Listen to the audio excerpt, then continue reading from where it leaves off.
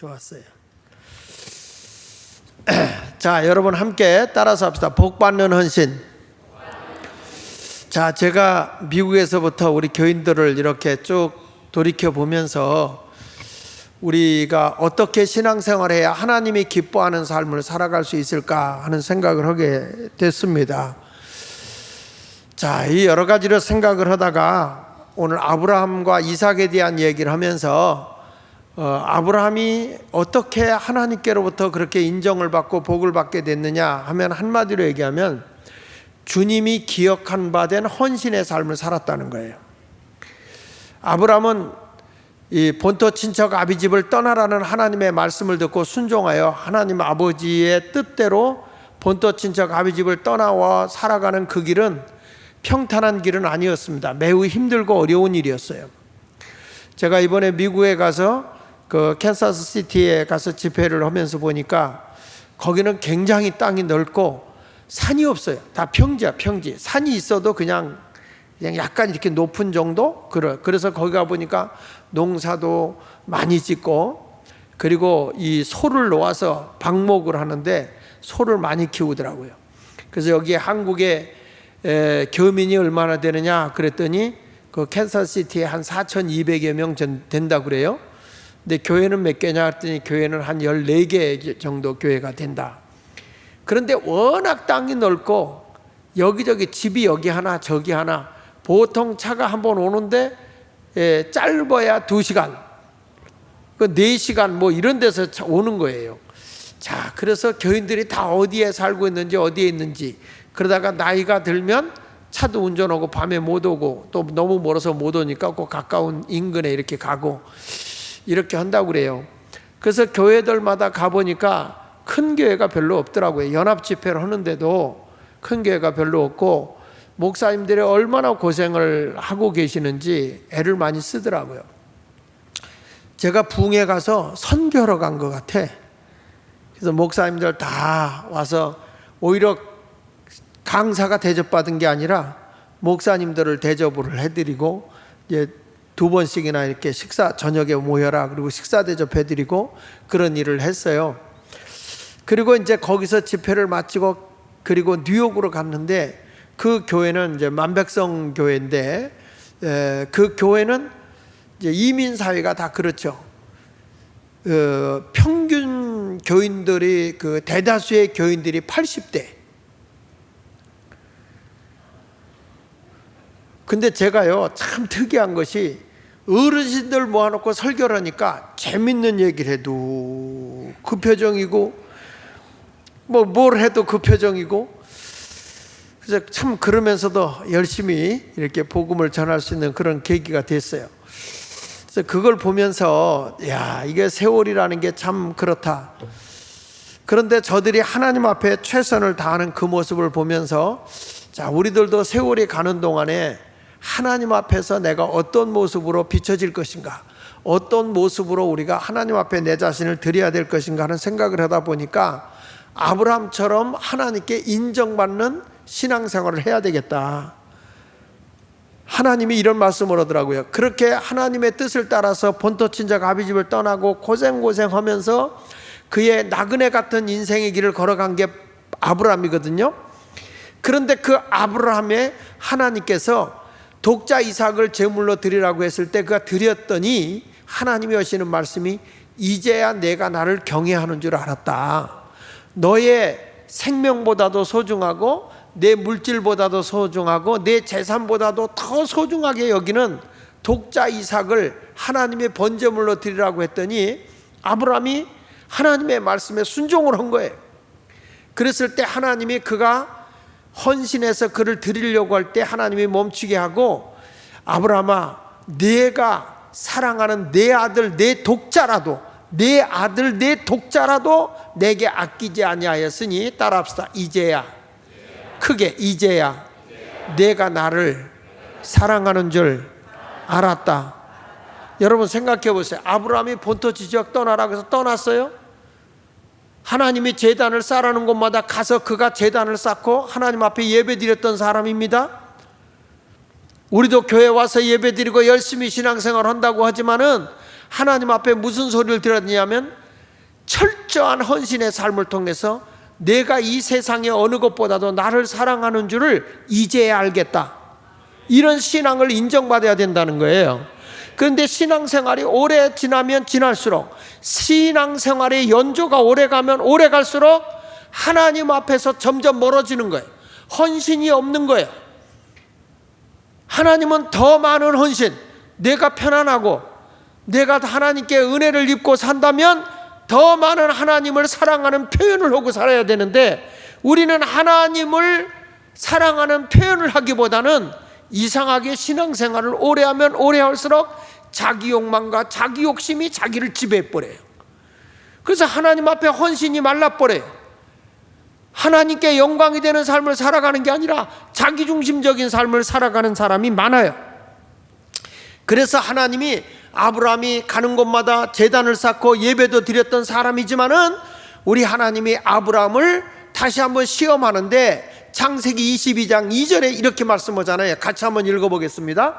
여호와께서 이르시되 내 아들 내 사랑하는 독자 이삭을 데리고 모리아 땅으로 가서 내가 내게 일러준 한 산, 거기서 그를 번제로 드리라, 이렇게 말하는 겁니다.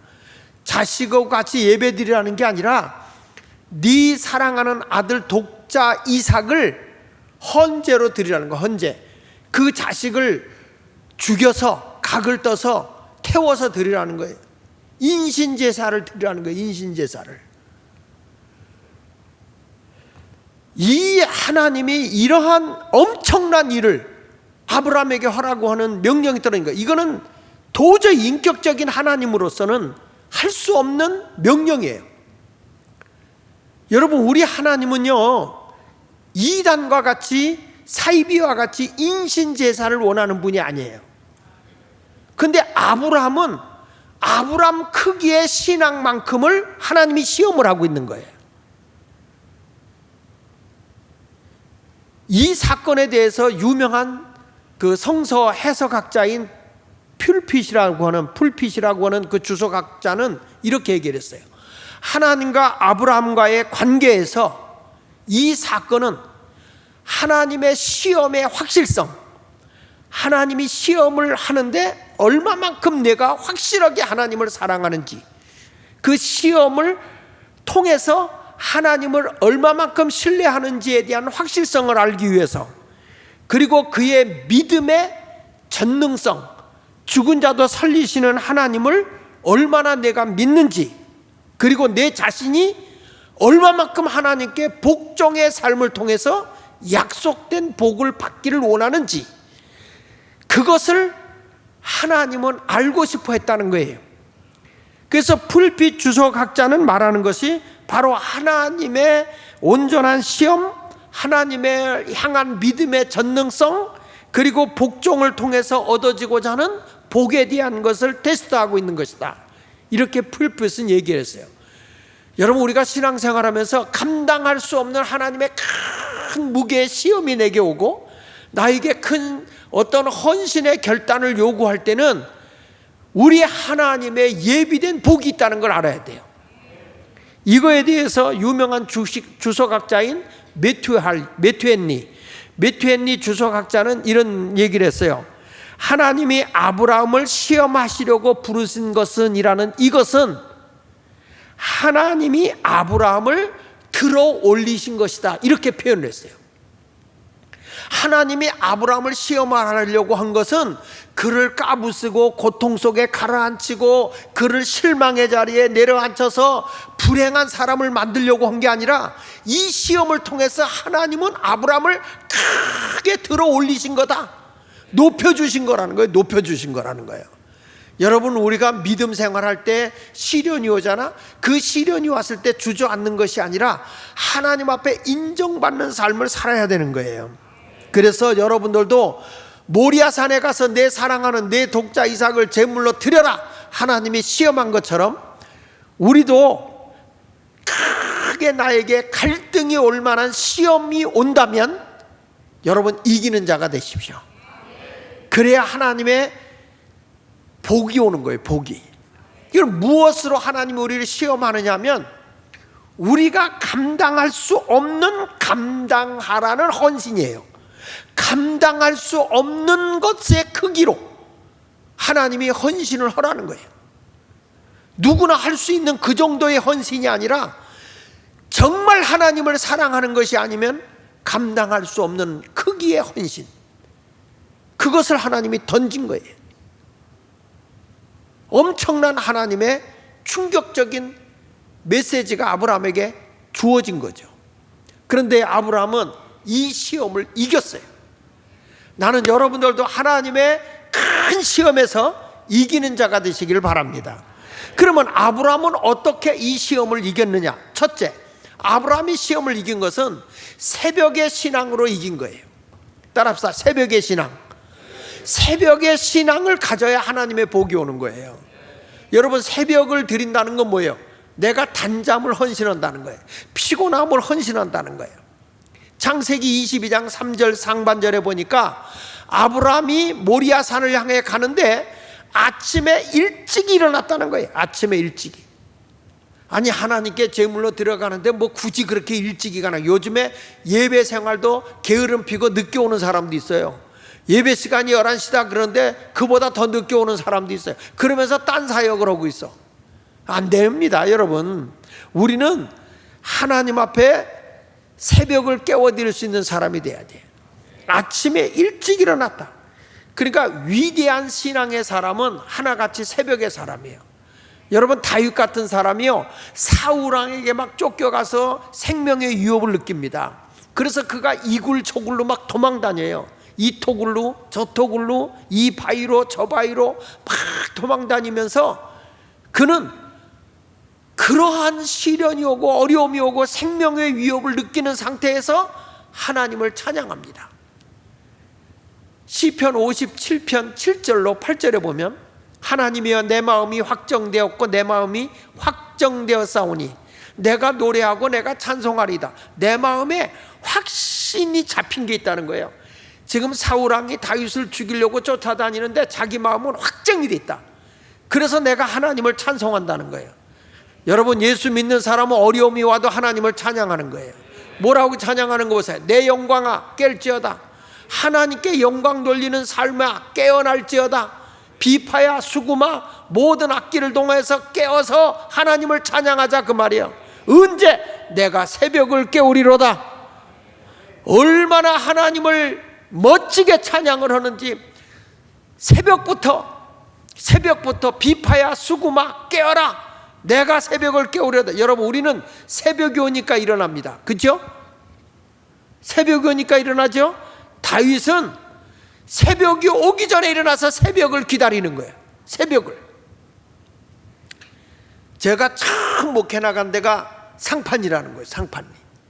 상판이라는 곳인데 그 상판리에 처음에 총각으로 나이 25일 거예요. 그때 신학생 때 거기 가서 이제 개척하고 예배 드릴 때니까 우리 교회 개척할 때가 27살이고, 근데 그때 거기 가서 그 털털 대면서 버스 하루에 한 번 내지 두 번 다니는 거기를 갔는데 아무도 없죠. 산 골짜기 안에 산 너머에 동네가 있을 정도니까.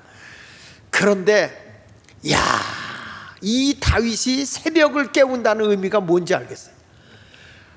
나이 드신 할머니가 새벽기도 전혀 빠지지 않아. 매일 와.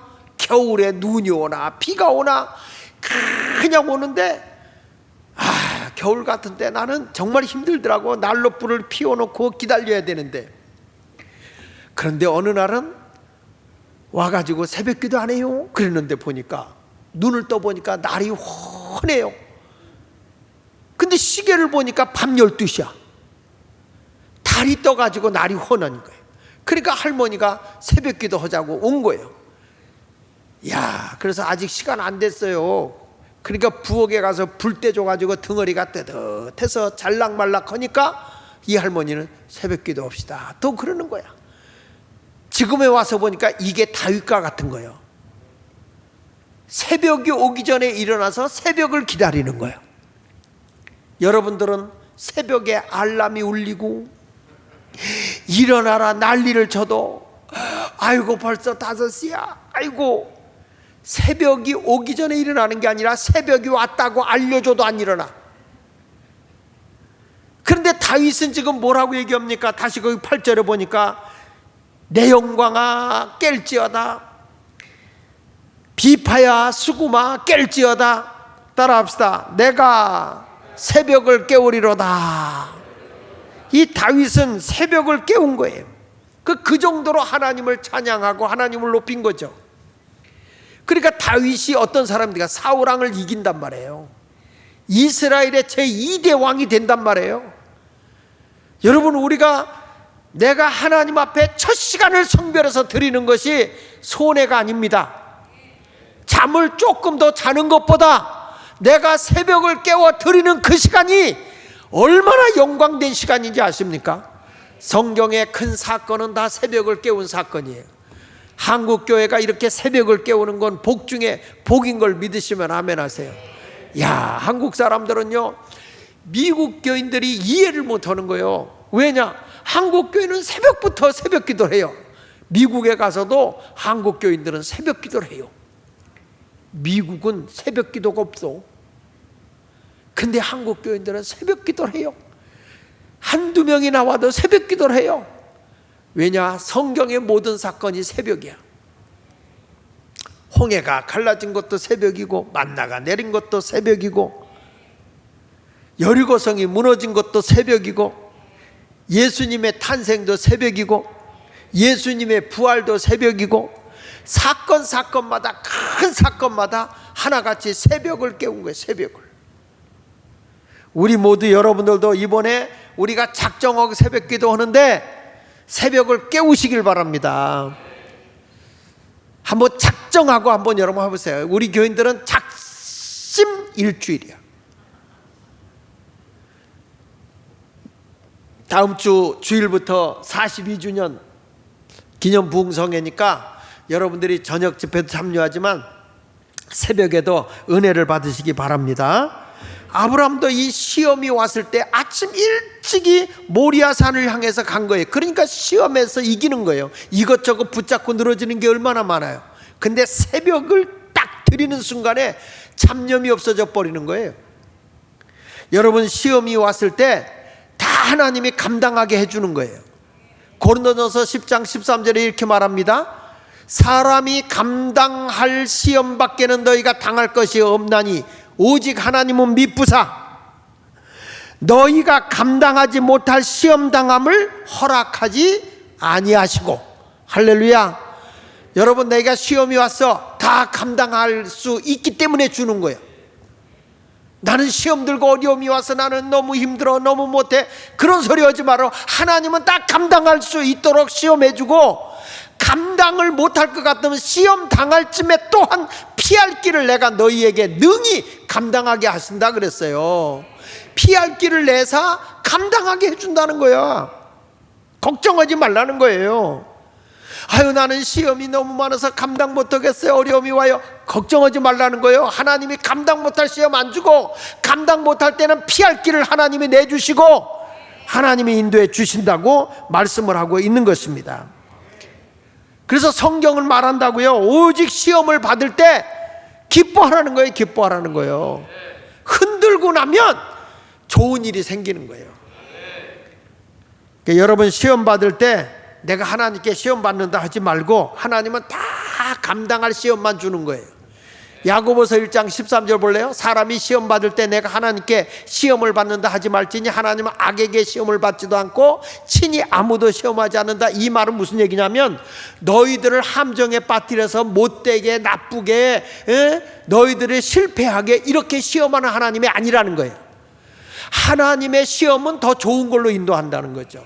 내가 늘 얘기하잖아요. 요셉이라는 사람이 형들의 미움을 받아 시험을 받지만 그것이 보디발의 가정으로 팔려가고, 보디발의 가정에서 시험을 당해가지고 보디발의 아내가 누명을 뒤집어 씌워서 감옥에 가고, 감옥에 가서 시험을 받지만 오히려 거기에서 하나님은 더 높은 자리로 옮겨서 애굽의 총리가 되게 하잖아요. 여러분, 시험이라는 건 점점 내려갈 때가 있어. 점점 힘든 대로 내려가. 그런데 한순간에 하나님이 높이는 거야. 이게 성경이야, 성경. 하나님의 큰 일은 흔드신다니까요. 흔들어서 여러분 잘 되게 하는 거예요. 신앙이 나태하고 편안하게 있어 보세요. 여러분 믿음이 안 자라잖아. 하나님이 그때부터 흔드는 거예요. 아이고 죽겠네, 아이고 죽겠네, 아이고 주여 하나님 아버지 못 살겠네.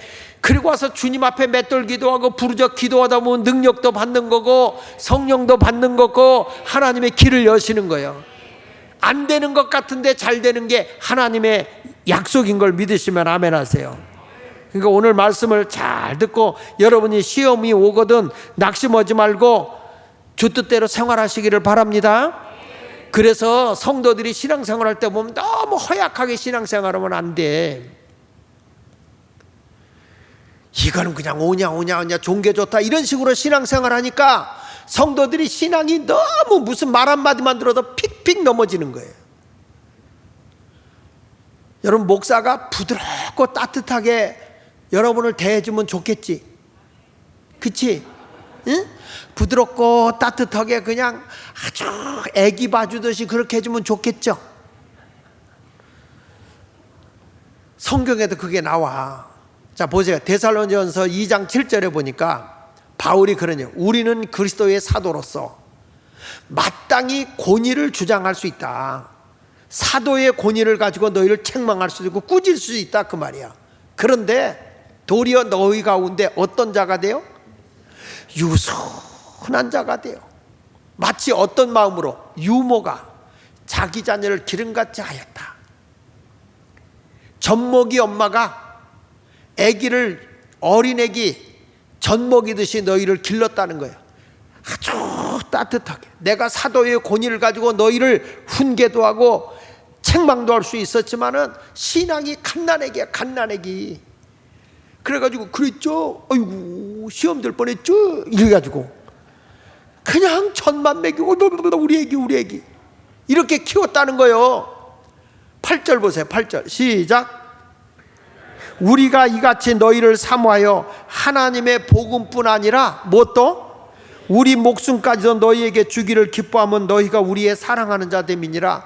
그래서 바울이 가장 사랑한 복음으로만 못했다는 거예요. 말씀으로만 못 미치고 그냥 사랑으로 아이고 오냐 이렇게 키웠다는 거예요. 교인들이 요 얘기하면 이 집사가 삐지고 저 얘기하면 저 집사가 삐지고 그 얘기하면 그 집사가 삐지니까 그저 젖먹이 엄마 애기들이 그냥 먹다가 토하면 토했어 이거 미안해 그리고 치워주고 똥 싸면 이거 뭐 쌌네 아이고 똥 색깔도 노랗고 이쁘네 그리고서 똥도 치워주고 그렇게 신앙생활을 10년을 하든 20년을 해도 오냐 이렇게 키운 거예요. 여러분 자식이 20살이 됐는데 똥 쌌죠? 어이구 우리 애기 이뻐라. 여러분 20살짜리가 똥 싸면 이뻐? 이쁘냐고요? 조 받고 싶지? 그래서 성경에 데살로니가전서 2장 11절 보세요. 바울이 뭐라는 거냐면 자 데살로니가전서 2장 11절 시작. 너희도 아는 바와 같이 우리가 너희 각 사람에게 아버지가 자기 자녀에게 하듯 이렇게 말하는 거예요. 보세요. 아까는 유모가 자기 자녀에게 하듯 데살로니가전서 2장 8절에서는 유모가 자기 자녀 7절 8절에서는 유모가 자기 자녀에게 하듯이 그저 젖으로만 했다. 젖으로 사랑으로만 했다. 왜? 아주 신앙이 자라지 않으니까. 그런데 어느 정도 신앙이 크고 나면 뭐냐? 내가 아버지가 자기 자녀에게 하듯이. 첫째 뭐하고? 권면하고. 권면한다는 건 야 신앙생활 이렇게 해라. 권면해 주는 거예요. 그 일을 하다 보면 힘들고 어려운 일이 있잖아요. 그렇죠? 그럴 때도 뭐도 해주고 위로도 해. 그 다음에 세 번째 뭐도 하고. 하다 보니까 아주 꼴값을 떨어요. 신앙생활이. 자기 잘난 척하고. 그때는 뭐야? 권면도 하고 위로도 하지만 책망도 하는 거야. 그래서 말 안 듣잖아? 그러면 그때부터 뭐가 돼요? 경계를 하는 거예요. 저건 교회에서 아주 그냥 완전 바이러스를 풍기겠네? 불평의 바이러스를 풍기겠네? 교회의 암적 존재가 되겠네? 이런 사람들은 신앙을 어떻게 해요? 경계하는 거예요. 경계하는 거야. 신앙이 잘못되면은. 그래서 12절에 뭐라고 그래요? 이는 너희를 부르사 자기 나라와 영광에 이르게 하시는 하나님께 합당에 행하게 하려 함이라. 그러니까 뭐 이 신앙생활은 좋은 게 좋다고만 하는 게 아니에요. 하나님 나라에 합당한 성도를 길러내야 되는 거예요. 그러니까 여러분의 교회 목사님이 아유 그냥 사랑이 많아요. 그냥 똥을 싸든 사고를 치든 뭘 하든 아이고 이뻐라 그러면 좋은 게 아니란 말이야. 그 버르장말이 없는 신앙생활 해가지고 되겠어? 권면하죠. 신앙생활 이렇게 하시라고. 하다가 또 힘들고 어려울 수 있어. 아유 집사님 얼마나 힘들어. 그 위로도 해줄 수 있어. 근데 자꾸 신앙생활을 시험 들게 하고 다른 사람에게 상처 주고 영적인 바이러스를 풍기고 있다면 어떻게 되겠어요? 몇 번 권면하고 위로해서 안 되면 그때부터는 경계하는 거예요. 여러분 자식도요, 부모가 채찍 들고 야단칠 때가 복 있는 거야. 저 자식은 구제불능이야. 버려봐. 무관심하게 해봐요. 그것만큼 불행한 일이 어디 있어요. 그러니까 하나님도 아브라함을 부르실 때 지금 뭐냐? 권면하고 위로하고 지금까지 하나님이 인도했지만 진짜 내가 하나님 나라에 합당한 자냐? 하나님의 큰 복을 받을 만한 그릇으로 영적으로 준비되어 있는 자냐? 그걸 하나님이 알고 싶어서 내 사랑하는 내 아들 내 독자를 번제물로 드려라. 하나님이 그렇게 말씀하고 있는 거예요. 여러분 우리가 신앙생활하면서 그래서 힘들고 어려워도 내가 감당하기 어려울 때 기도해야 이기는 거예요. 기도해야. 언제? 새벽을 깨워서 하나님 앞에 우리가 이겨야 할 줄로 믿습니다. 기도하자. 우리 마음 아파요. 찬송하자. 기도하. 자, 그래서 처음에는 시험을 이기기 위해서 기도하는 신앙. 두 번째 가서는 따라합시다. 준비하는 신앙. 둘째 따라합시다. 준비하는 신앙. 준비하는 신앙으로 복을 받아야 돼. 이번에도 우리가 부흥회한다. 옛날에 우리 교회 출신들이니까 그냥 오는 게 아니라 내가 은혜 받아야 되겠다. 이번에 꼭 은혜 받아야 되겠다. 이런 준비하는 신앙이 있어요. 그래서 이번에는 기도를 많이 하는 시간을 가질 거예요. 기도. 설교 듣고 난 뒤에 기도를 많이 해야 은혜 받아요. 주님과 영적 교대를 많이 해야 돼. 이번에도 제가 미국 집회하는 데 보니까 연합 집회야. 미국까지 가는데 말이야. 비행기 값만 많이 들고 갔는데 가니까 거기 또 연합 집회잖아. 초교파 연합 집회야. 그러니까 순서들이 또 얼마나 많아. 나흘 하는데 몇 시간 하지 않는데 그걸 그냥 그렇게 짧게 했어. 그래서 나중에 목사님들한테 나 이래가지고 은혜 못 받을 것 같으니까 그냥 사회를 앞으로 다 순서를 앞으로 다 미루고 뒤로 하자.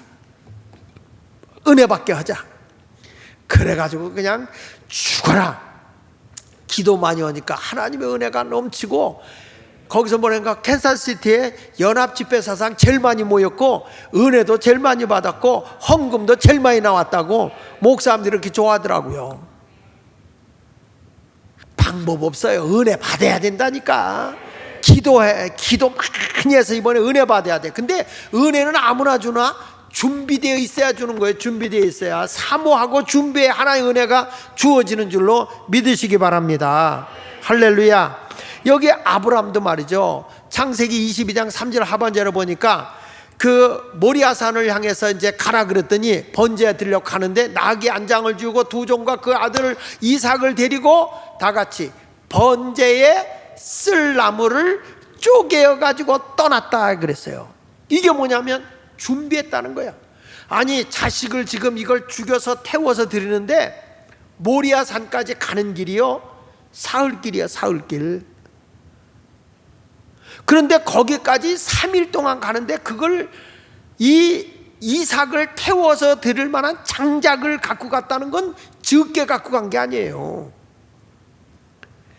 그러니까 이 가다가 보면 모리아 산까지 올라가면 거기 나무도 있을 거고 거기 가서 준비해가지고 내가 해야지 이런 마음을 가져야 되는데 이게 아니고 아브라함이 번제에 쓸 나무를 쪼개어 가지고 갔다. 이 장작을 쪼개 가지고 갔다는 거예요.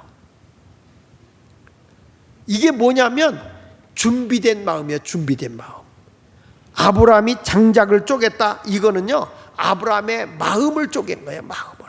얼마나 가슴이 아프겠어. 내가 이 자식을 이 나무에다 태워서 드려야 되는구나. 얼마나 가슴이 찢어지게 아프겠어요. 근데 우리 같으면 이렇게 자기 합리화시킬 수 있거든요. 하나님, 이거는 말이 안 됩니다. 이건 말이 안 되는 겁니다. 하나님은 인격적인 하나님이십니다. 그리고 우리 하나님은 인신제사를 원치 않고 오히려 이방신들은 인신제사를 드렸지만 하나님은 천하보다 한 생명을 귀하게 여기시는데 어떻게 사람을, 그리고 또 하나님이 기도로 내가 달란 것도 아니고 하나님이 주신다고 그래서 사라 할머니 89세 때 나에게 자식을 준 거고 100세에 얻은 거 아닙니까 하나님? 아니 그런데 이걸 갖다 드린다고 하는 게 이게 말이 됩니까? 하나님, 이건 뭐가 잘못된 거 아니에요? 얼마든지 자기 합리화할 수 있는 거예요. 그리고 또 이삭이 제물로 드리려고 할 때 토낄 수도 있어. 이때 이삭의 나이가 20대 중반이에요. 20대 중반. 20대 중반이면 아버지, 무슨 하나님이 사람을 죽이고 태워서 드리라고 그래요? 그리고 막 도망가면 아브라함의 나이가 그때가 120세가 넘을 때니까 이삭아 거기 서라 그러면서 속으로는 더 뛰어라. 왜 그래요? 하나님, 나는 드리려고 했는데 제가 도망갔어요. 이럴 수 있잖아. 근데 이삭을 잡을 수가 없어요. 도망가면. 아브라함이 나이가 들었는데 이삭 거기서 못 써요. 근데 이삭은 말이죠, 지가 제단으로 이렇게 올라가 날 잡아 드리라고. 어쩌면 예수마을교회 교인들하고 비슷해. 주를 위해 헌신할 사람 그러면 목사님 제가 할게요. 그리고 다 올라가는 거야. 다 헌신의 자리로 올라가는 거야. 뭐 합시다. 아니 목사님 나 빼주세요. 이게 아니야. 요거는 모리아산에서 토끼는 거예요. 여러분, 우리가 제단에 여기서 보니까 아브라함이 사흘길을 걸어서 가는데 우리가 마음이 상하는 일이 있어도 하나님 앞에 온전히 드려야 돼. 내가 내 마음에 맞지 않아도, 내 마음이 상하는 일이 있어도 하나님 앞에 온전히 드리라 이 말이에요. 부담이 돼도 주님 앞에 드리라는 거예요. 시편 51편 17절에 보니까 하나님께서 구하는 제사는 무슨 심령? 상한 심령이에요. 하나님의 상하고 통회하는 마음을 주께서 멸시하지 않는다. 하나님, 내가 부족합니다. 하나님, 내가 주님 뜻대로 살지 못해서 가슴을 치며 통회하면서 주님 앞에 자신을 드리라 이 말이야. 그러면 하나님이 그걸 받는다는 것이죠. 믿으십니까? 우리가 감당할 수 없는 이 어마어마한 하나님의 시험을 드리는데 장작을 쪼개서 드리면서 마음을 하나님께 다 드린 거예요. 아브라함이라는 사람은 준비할 때 하나님이 받아주시는 줄로 믿습니다. 아브라함이 제단길을 가는데 아유 나는 뭐 멀어서 그런 소리 하지 마라. 하나님이 며칠을 거쳐서 갔냐? 창세기 22장 4절 5절에 보니까 제3일에 아브라함이 눈을 들어 그것을 멀리 바라본지라 그랬잖아요. 그것이 어디야? 모리아산. 하나님의 모리아산에 가서 제사를 드리라고 그랬잖아요. 아브라함이 자기 집에서 지금 가는데 며칠간 간 거예요? 사흘길을 간 거예요. 여러분, 우리가 신앙생활하면서 교회가 멀다 핑계대지 말고 제단 중심의 신앙생활을 하란 말이야. 제단 중심. 하나님이 원하는 예배가 있잖아요. 하나님의 교회에서 헌신하란 말이에요. 우리 학생들도 우리 청년들도 주님을 위해서 헌신할 각오가 돼 있어야 하나님이 그를 붙잡아서 크게 복을 내려 쓰는 거라고. 아이 조금 멀어서 안 가요. 뭐가 멀어서? 가까운 데 가야지. 이게 아니잖아요. 아브라함에게 아무 데나 가서 산에 가서 제사 드리면 될 거 아니야. 그게 아니에요. 하나님의 모리아 산에 가서 제사 드려라. 여러분들이 여기 예수마을교회에 소속이 되어 있으면 신앙생활 온전히 해야 될 거 아니야. 그리고 아브라함이 종들에게 이르되 너희는 나귀와 함께 여기 기다리라. 내가 아이와 함께 저기 가서 예배하고 우리가 너희에게로 돌아오리라. 예배에 방해되는 요소를 다 떨쳐버린 거예요. 지금 이삭을 제물로 드려야 되는데, 예배를 드려야, 제물로 드려야 되는데, 어이구 주인님 웬일이십니까? 왜 이러십니까? 왜 아들을 죽이려고 그러십니까? 말릴 게 뻔하다 이 말이야. 그러니까 예배에 방해되는 걸 끊어버리는 거예요. 여러분, 우리가 주님 앞에 예배 들어올 때 방해되는 것 예수 이름으로 딱 끊어버려야 돼. 아멘. 어떤 사람은 주일날 예배 오려고 그러는데 뭐 강아지가 불쌍해서 못 들었대. 혼자 있는 게 너무 외로워 보여서 그래서 못 왔다고 그래. 기가 차서 정말 정신 차려요. 온전히 하나님의 제단에서 예배드리는 신앙생활 하시기를 주의 이름으로 축원합니다. 할렐루야. 그래서 우리가 아브라함도 어떤 사람이었고 이삭도 어떤 사람이냐, 하나님 앞에 인정받는 신앙생활 하기 위해서 세 번째로 한 게 이거예요. 제물되는 신앙으로 복을 받자. 따라합시다. 제물되는 신앙으로 복을 받자. 이삭을 드리는 게 아니라 아버지는 자기 자신을 드리는 거예요. 이 이삭이 자기 생명 아니야? 자기 생명? 그런데 그 이삭을 하나님께 드리는 거예요. 제물로. 이삭도 도망갈 수 있는데 안 가고 자기 자신을 드리는 거예요. 여러분, 교회 안에는요, 성도들이 그 펄틸리라고 하는 신학자가 이런 얘기를 했어요. 조는 신자가 있고 잠자는 신자가 있고 깨어있는 신자가 있다 그랬어. 깨어있는 신자가 10%, 잠자는 신자가 10%, 졸고 있는 신자가 80%라는 거예요. 깨어있는 신자는 열심히 주를 위해서 정말 주 뜻대로 살려고 하는 사람이 10%고, 잠자는 사람은 아무리 얘기해도 콜콜 잠만 잔다는 거예요. 간섭 없어. 그냥 80%는 주여 하고 깼다가 나요 그러지. 조는 거지. 조는 거. 이런 사람이 80%라는 거예요. 근데 펄틸리가 이런 얘기했어요. 그러나 조는 자와 깊은 잠에 빠져 있는 자들은 내버려둬라. 저들이 회개하지 않으면 하나님이 몽둥이를 들어 칠 때 그때 가서 깨어 일어날 것이다 그랬어요. 그렇게 몽둥이를 치기 전에 강단에서 하나님의 말씀의 검으로 여러분을 깨울 때 아멘하고 깨어 일어나는 자가 되시길 바랍니다. 이 깨어있는 신앙생활을 헌신하는 신앙생활이라고 하고요. 여기 보십시오. 창세기 22장 9절로 10절에 보니까 하나님이 그에게 일러주신 곳에 이른지라 이 아브라함이 그곳에 제단을 쌓고 나무를 벌려놓고 그의 아들 이삭을 결박하여 제단 나무 위에 놓고 손을 내밀어 칼을 잡고 그 아들을 잡으려 했어요. 이제 제물로 드리는 거예요. 칼을 빼서 그를 잡아 드리려고 하는 거예요. 그때 하나님이 부르신 거잖아요. 여러분, 우리는 지금 어떤 사람, 그때처럼 우리가 죽어서 드릴 필요는 없지만 우리는 산제물로 하나님께 드려야 되는 거예요. 로마서 12장 1절에 뭐라고 말합니까? 그러므로 형제들아, 내가 하나님의 모든 자비하심으로 너희를 권하노니 너희 몸을 하나님이 기뻐하시는 거룩한 산제물로 드리라. 내 몸이 하나님께 산제물로 드려야 돼. 이것이 하나님께 드릴 영적 예배니라. 믿으시면 아멘. 자, 그러면 제물이 되는 신앙생활을 하기 위해서는 첫째는 따라합시다. 내가 없는 봉사. 크게 내가 없는 봉사. 내가 했다, 내가 안 하면 누가 하는가 보자, 이게 아니에요. 내가 없는 봉사, 무아의 봉사예요. 왜냐? 하나님의 제물은요, 머리를 잘라 각을 떠서 창자를 끄집어내.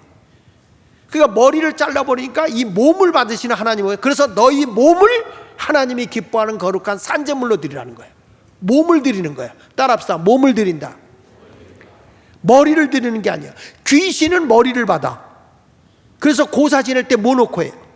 돼지 머리. 자꾸 이 사탄에게 잡혀버리면 자기가 자꾸 올라가. 자기가 내가 자기를 알아주길 바라고. 근데 주님 앞에서는 나와 세상이 없어져야 돼. 구속한 누구만 보여줘야 돼요? 주님만 보여줘야 돼요. 여기 성경을 보십시다. 마가복음 8장 34절에 보니까 이런 말씀이 나와요. 무리와 제자들을 불러 이르시되 누구든지 나를 따라오려거든. 예수님이 하신 말씀이야. 네가 정말 나를 따라오려거든 뭘 부인하고? 너의 욕심을 부인해라. 내 생각을 부인해라. 하나님의 뜻을 따르기 위해서는 내가 판단하고 내 욕심으로 내가 판단한 거 버려라 이거예요. 버려라. 자기를 부인하고 자기 십자가를 지고 나를 따를 것이니라.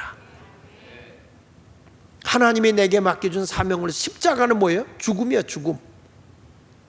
주를 위해서 죽을 길을 따라오라 이 말이에요. 그래서 35절 보세요. 누구든지 자기 목숨을 구원하고자 하면 잃을 것이요, 누구든지 나와 뭘 위하여. 여기서 나는 누구요? 예수의 예수.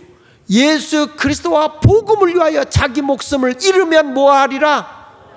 내가 예수와 복음을 위해서 희생하면 하나님이 구원해 준다.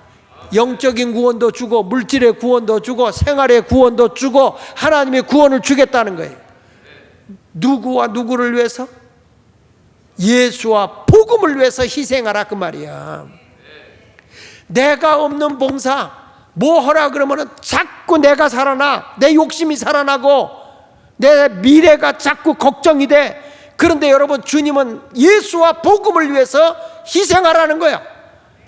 그런 자에게 하나님의 구원을 주겠다는 거죠. 예수 믿는 사람들이 주를 위해서 헌신하는데, 아유 내가 이거 뭣도 할 수 있는데 아까워서 못해. 11조도 못 뛰어. 아니 예수 마을교회가 언제부터 그렇게 헌금에 인색했냐고. 아니 재정부에서 걱정을 많이 하는 거야. 헌금이 너무 준다는 거예요. 너무.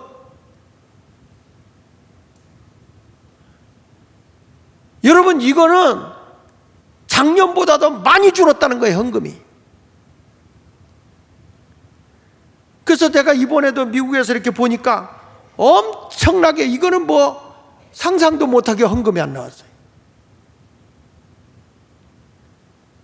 이것은 뭐냐면 우리가 영적으로 지금 뭐가 잘못되고 있는 거예요. 여러분, 우리는 그리스도와 복음을 위해서 내 자신을 헌신할 수 있어야 그리스도인인 거예요. 이게 젊은이들이 요즘에는 주를 위해서 헌신하려고 하는 자세들이 안 돼 있는 거예요.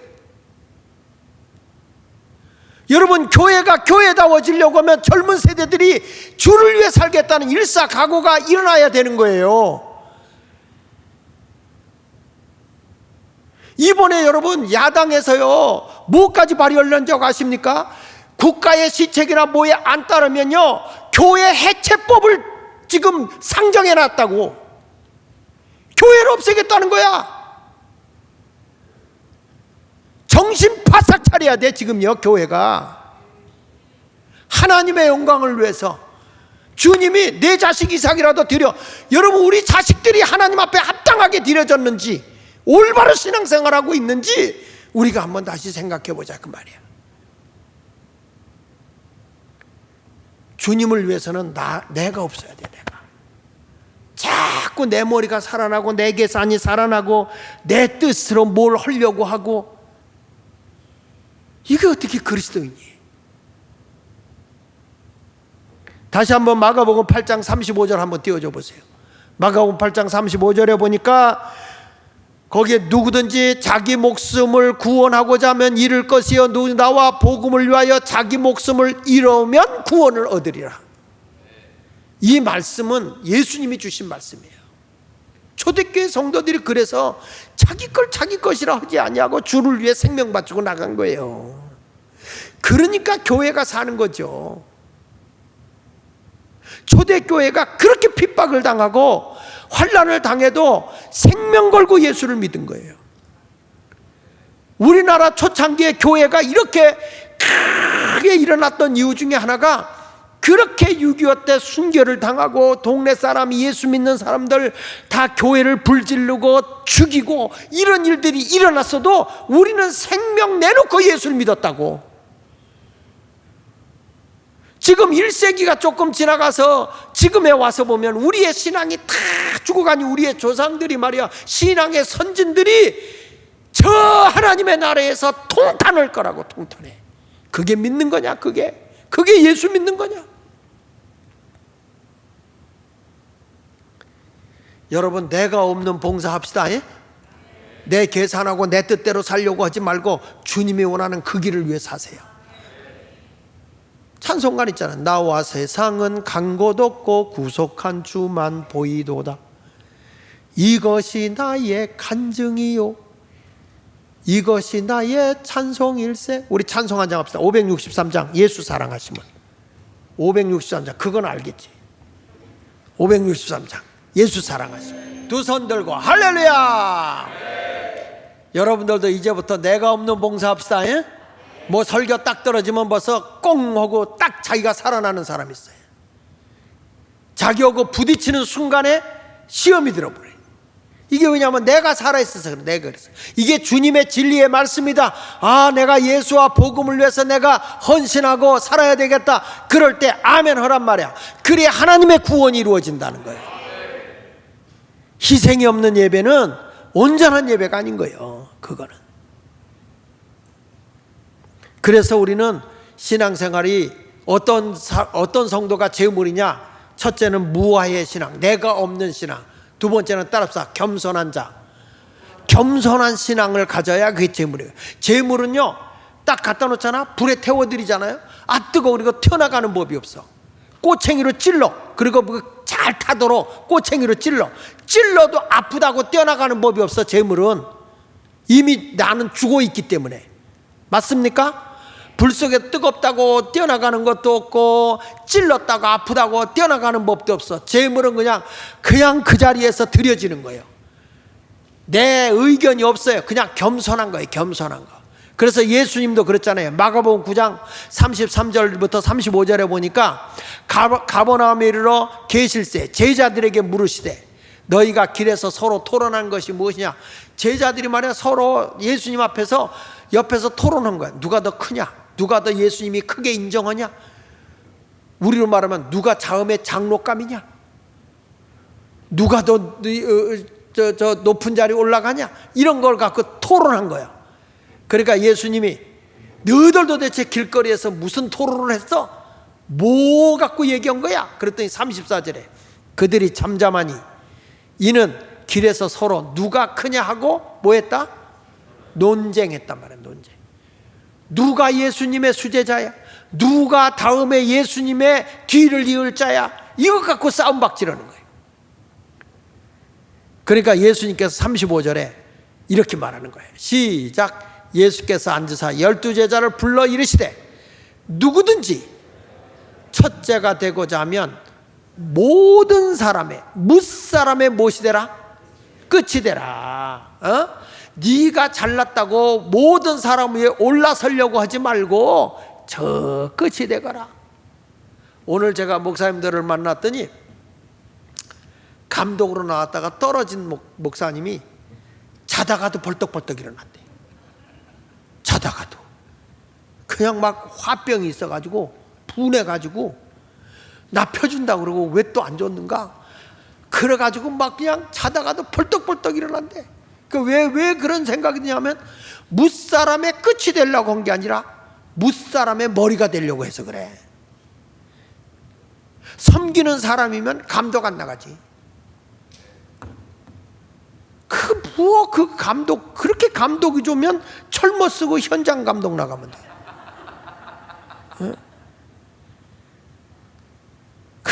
그런 게 그렇게 중요합니까?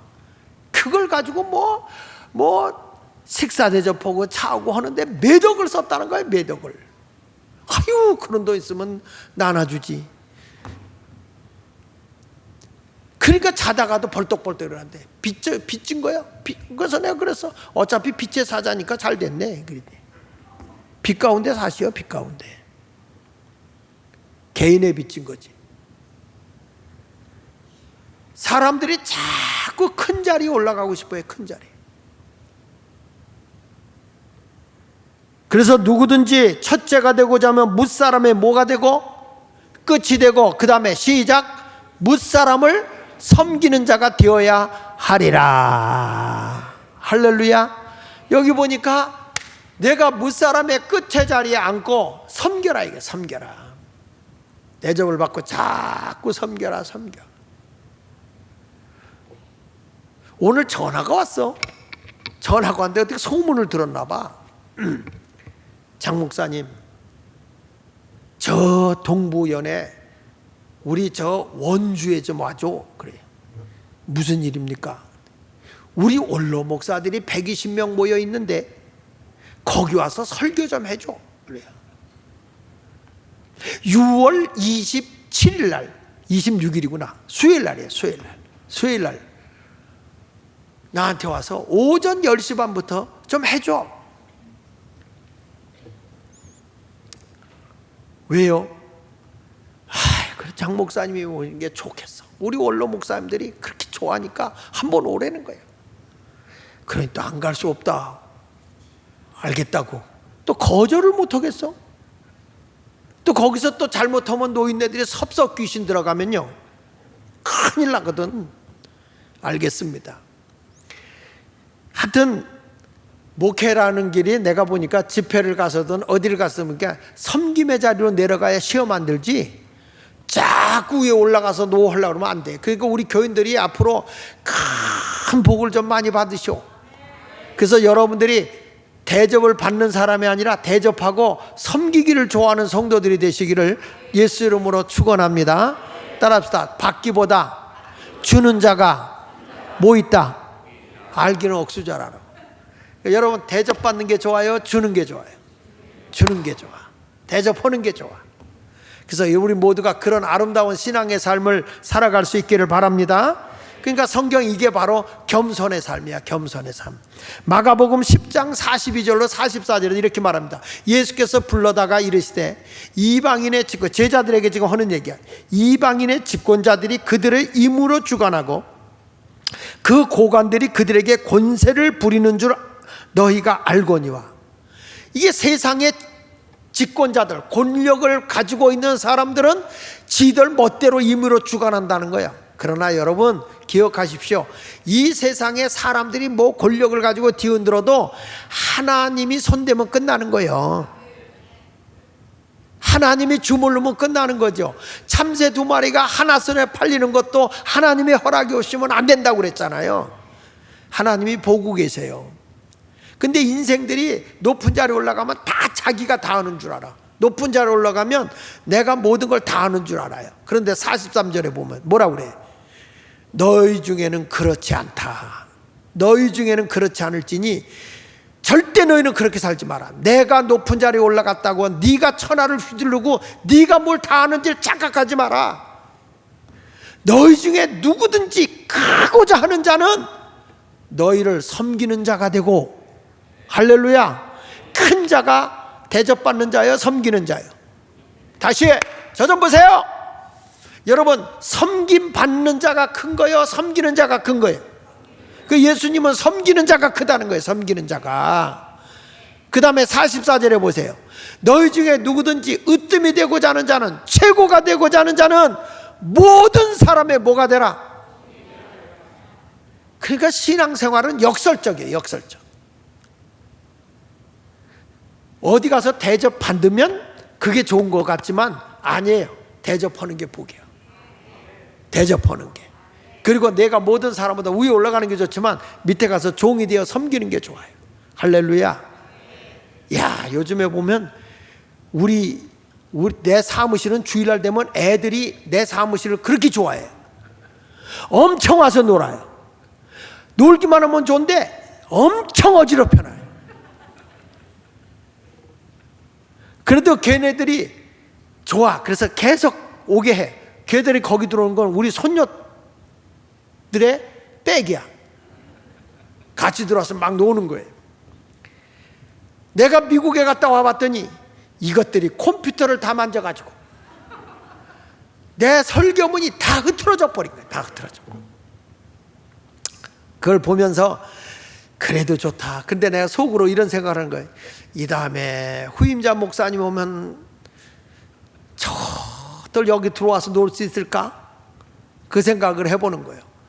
하여튼 뭐든지 섬기면 큰 자고 종이 되어 섬기는 게 복이요. 그렇게 삽시다. 그게 재물이요. 그게 재물. 그냥 높임을 받으려고 하지 말고. 그리고 결론으로 마지막으로 따라합시다. 내가 헌신하자. 벳셈에서 두 암소가 하나님의 법궤를 끌고 가서 죽은 거예요. 주의 일은 하고도 내 자신의 목숨을 주님께 드리는 거예요. 마가복음 10장 45절에 보세요. 인자가 온 것은 섬김을 받으려 함이 아니라 도리어 섬기려 하고 자기 목숨을 많은 사람의 대속물로 주려 함이니라.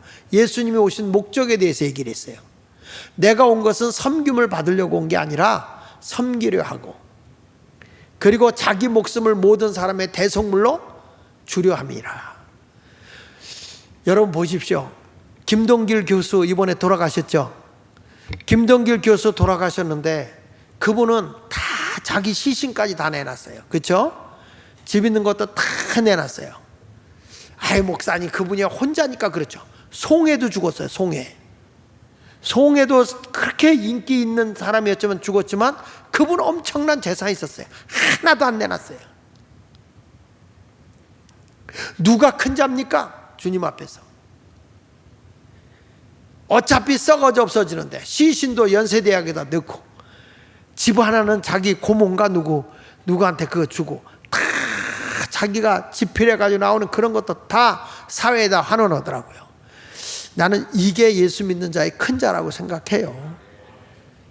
김동길 교수가 저도 우리 그 집사람하고 강남 금식기도원에 갔을 때 그분이 그렇게 설교하면서 늘 얘기를 해요. 예수에 대한 얘기를 많이 해요. 근데 그분의 결론은 그 복음으로 그렇게 살고 복음을 위해서 내놓고 가다 죽은 거야. 아마 그렇게 살아야 되지 않겠나 생각이 들더라고요. 저도 이 인생은 그렇게 살아야지, 목사도 마지막에 가서 지저분한 모습으로 보여서는 안 되겠다. 여러분, 우리도 주님 앞에 서는 날 베세메스 두 암소같이 우리가 하나님 앞에 온전히 드리는 그런 신앙생활을 할 수 있기를 바랍니다. 요한복음 12장 24절에 뭐라고 나옵니까? 여기도 보니까 내가 진실로 진실로 너에게 이르노니 한 알의 밀이 땅에 떨어져 죽지 아니하면 한 알 그대로 있고 죽으면 많은 열매를 맺느니라. 할렐루야. 하는 거예요. 이번에 제가 뉴욕에 집회를 끝나고 이제 이틀 더 있어야 되는데 그 같이 있게 되고 누구 만나기로 한 사람이 코로나를 걸린 거예요. 코로나. 그 사람도 못 만나게 됐어요. 그래가지고 빨리 저 윤장영 목사한테 쓸데없이 시간 낭비할 필요 없으니까 하루 땡겨라. 그래가지고 이제 비행기표를 해서 밤 이제 0시 50분 비행기로 이제 오게 되는데, 그 기간 동안에 우리 안세희 열방교회 계신 안세희 그 집사 이런 분들을 좀 만났어요. 만나고 잠깐 만나서 이제 기도도 하고 저녁 식사도 같이 하고, 그리고 이제 공항에 나오는데, 제가 그 교회에 우리 안혜곤 목사가 있다 나왔잖아요. 그래가지고 거기 장로님 서승면 장로라고 하는 분이 이제 나와서 나를 차를 픽업해주고 그랬는데, 나는 그 교회에서 우리 안혜곤 목사님을 잘 이렇게 서포트해 주는 줄 알았어. 그랬더니 없더라고. 그냥 1,700불씩 이렇게 해주는 거 그거밖에 없다고 그러더라고요. 아니 그 선교비 같은 것도 뭐 해주는 줄 알았더니 안 해줘요? 그랬더니 그런 거 없는데요? 그래. 그래도 전혀 내색 안 하고 없다. 그래도 나는 그렇게 선교로 잘 돌아다니는 거 보면 기적이라고 생각해. 예. 그래서 내가 참, 그래서 그 교회의 지금 상황은 어떠냐 그랬더니 그 교회는 꾸준히 부흥되는데 젊은 사람들이 이렇게 많이 온대요. 거기는. 내가 그걸 보고 참 돌아오면서도 목회 정말 아싸라게 멋있게 하고 왔구나. 떠날 때 지저분하지 않게 아싸라게 그렇게 하고 잘 왔구나 하는 생각이 들더라고요. 여러분, 예수 믿는 사람도 하나님 앞에 갈 때 지저분하게 신앙생활 하지 마. 아시겠어요? 멋들어지게 하나님 앞에 살아. 내 욕심 부리고 내 것 챙기려고 하지 말고 하나님이 원하시면 하나님 앞에 헌신할 거 해야지. 헌금 좀 많이 해요. 교회가 어렵지 않도록. 아시겠어요? 이거 봐, 이 얼굴들이 헌금력이 영하 28도 떨어지는 거예요. 그래도 주님 앞에 인색하게 살지 마. 내 중심으로 살지 말고 주님 중심으로 살아야, 우리 주님이 그랬잖아요. 시험 당할 때 피할 길도 주시고 더 많은 거 주신다고 그랬다고 그랬대요. 하나님이 더 많은 걸 주면요 인색해져. 사람들이 희한하게 없을 때는 그렇게 잘하더니 하나님이 복을 주면 그때부터 인색해져. 욕심이 점점 커지는 거예요. 그러면 하나님이 걷어가는 거지. 하나님이 이삭을 데리고 난 뒤에 하신 말씀이에요. 이제야 내가 나를 경외하는 줄 알았다. 그래놓고 하나님이 여호와 일에 준비되어 있어요. 순양을 준비해 줬어요. 그것으로 제사를 드린 줄로 믿습니다. 오늘도 하나님이 말씀하는 거예요. 내가 헌신된 삶을 살면 분명히 복을 받는다. 그거에 대해서 뭐라는 거니? 여호와의 산에서 준비되리라. 여호와 일에 따라합시다. 여호와의 산에서, 크게 여호와의 산에서 뭐하리라? 준비되리라. 여러분, 여호와의 산에 준비되어 있는 거예요. 내가 하나님 앞에 온전히 헌신된 자리에 갔더니 여호와의 산에서 하나님의 복이 준비되어 있다, 이 말이야. 딴 데 가서 있는 게 아니고 여호와의 산에 준비되어 있는 거예요. 하나님 앞에 온전한 신앙생활을 할 때, 온전한 헌신의 삶을 살아갈 때 여러분이 망하는 게 아니야. 목사가 여러분들에게 헌신을 요구할 때 여러분을 망하게 하는 게 아니라 여호와의 산에서 준비되는 하나님의 복을 받아야 된단 말이에요. 말년이 가서 다 망해가지고 주님 앞에 통곡하고 있지 말고 하나님의 산에서 준비되는 그런 여호와 이레의 복을 받는 성도가 되시기를 바랍니다. 그래서 아브라함과 같이 복된 복을 받는 헌신을 하자, 이 말이야. 복 받는 헌신. 따라합시다. 복 받는 헌신. 아멘. 최고의 봉사를 하세요. 최고의 봉사, 최고의 헌신을 하세요. 하나님 앞에 인색하게 살지 말고. 예수마을교회는 그런 성도가 되면 안 돼요. 더군다나 이번에 추수감사를 준비하고 기도하니까 우리 따라합시다. 기도하자, 준비하자, 헌신하자. 하나님 앞에 제물되는 신앙생활을 통해서 여호와의 산에 준비된 복을 받는 주인공이 되시기를 예수 이름으로 축원합니다. 축원합니다.